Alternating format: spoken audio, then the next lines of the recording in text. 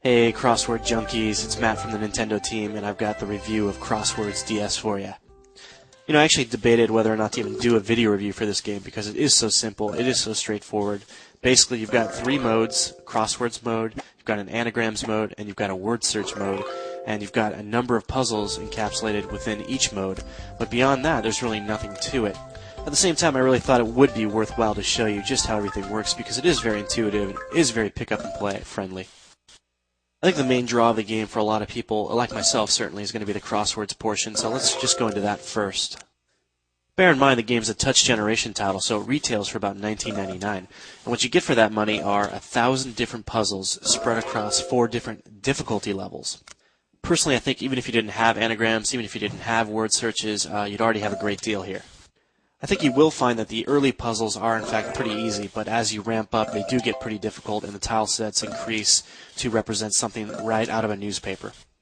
You're definitely going to find challenge here, and I think you're going to be pretty intoxicated by some of the puzzles, and the great part is you can actually save and come back to them at a later date if you just don't have the time. The game features very intuitive controls which operate just as they did in Brain Age's Sudoku game, so you're going to effortlessly be able to input those letters. And you can even turn on a handy hint system that displays incorrect letters in red. Furthermore, if you're really stuck, you can buy hints, which will cost you time penalties and points. On top of everything else, the letter recognition software works really well, so you should have few problems there. Really, my only gripe is that when you input a letter, it takes longer than I would like for it to slide over automatically to the next input field. And this can make entering words, a lengthy process, especially if you've got some big words. Rounding out the experience are the anagrams and word searches, which I think take a back seat to the main mode, but are still enjoyable, especially if you just want to try something different. During the anagram puzzles, you simply grab letters and assemble them into words.